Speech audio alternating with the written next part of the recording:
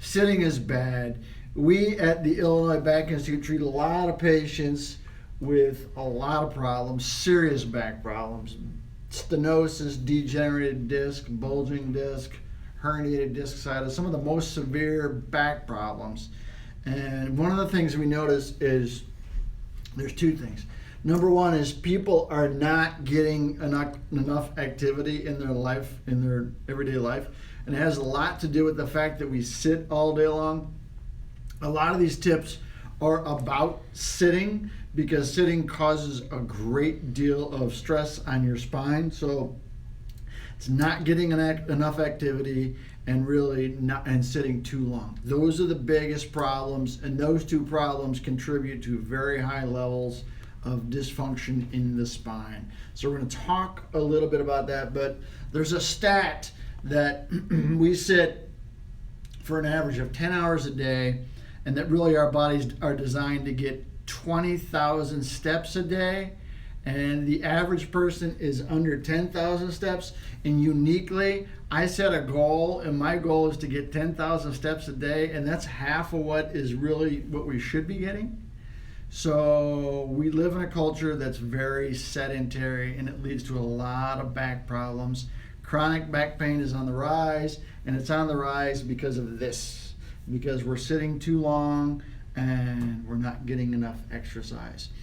Again, we treat serious back problems, and we have a 9-step solution. Why is the 9-step solution important? Because one of them is really about these activities. It's about how you bend, how you twist, how you move on an everyday basis so you don't make your back pain worse. And a lot of our habits actually create back pain. We have 10 tips, actually we have 12 tips, but the tips are really about your posture, maintaining a neutral spine, and not overloading the discs. We sit too long, and because we sit too long, what happens to our spines is the seated position tends to cause what we call flexion. And the longer you are flexed, the more all the ligaments on the back start to stretch. They call it creep, but really what it is stretching.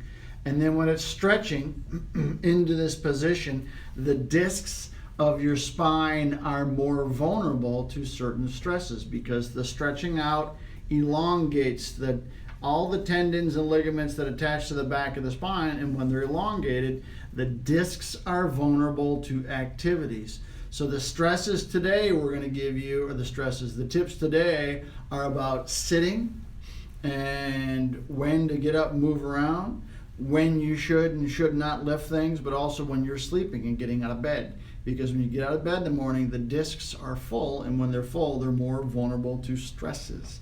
So by avoiding the things that make it worse, you can actually make it better. It's kind of like when you identify that sugar is bad for your teeth and you avoid the sugar, then your teeth are better off. Same thing with the spine. When you avoid the bad activities, your spine is better off. And really the key is this posture. This forward flexed posture tends to cause the most trouble because all the ligaments and tendons start to stretch out. And when they stretch out, you're more vulnerable. So what's tip number one?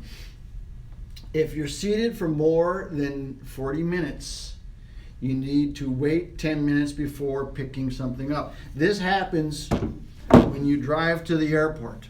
Drive to the airport here in Chicago might take you an hour, hour and a half, 2 hours, depending on what day of the week it is and what time. But you're in the car, and you get out of the car, and you open up the trunk, and you run back there, and you bend over and pop out that luggage. What happens is all this stretching has created an unstable environment, and then you're bending forward and loading the disc with a heavy suitcase, 40, 50 pounds, and then you start to aggravate and very often herniate these discs.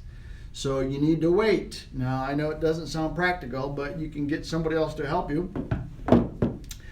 But the key is waiting 10 minutes. Now, I know you're not going to get to the airport and sit there and stand there for waiting 10 minutes because that's not practical, but you need to find a way to get that luggage out of your car without bending, lifting, twisting, and overloading the discs.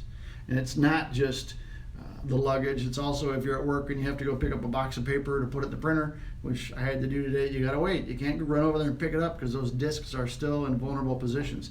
So you have to wait 10 minutes. Again, these tips are about preventing the problem from getting worse and or preventing the problem altogether. Okay, next one is when you're seated for more than 10 minutes, 30 minutes, you got to get up and walk around. And walking around helps put the spine back to a more neutral position. We talked about the seated stretch. This is about just getting up and walking around. The walking around helps put it back in a better position, because the longer you sit like this, the longer it takes. What they found is if you're flexed even just for 10 minutes, it takes 30 minutes for those ligaments to get back to normal. So if you're not waiting, you're going to cause more trouble. So you got to get up and walk around. Last one is if you're laying in bed.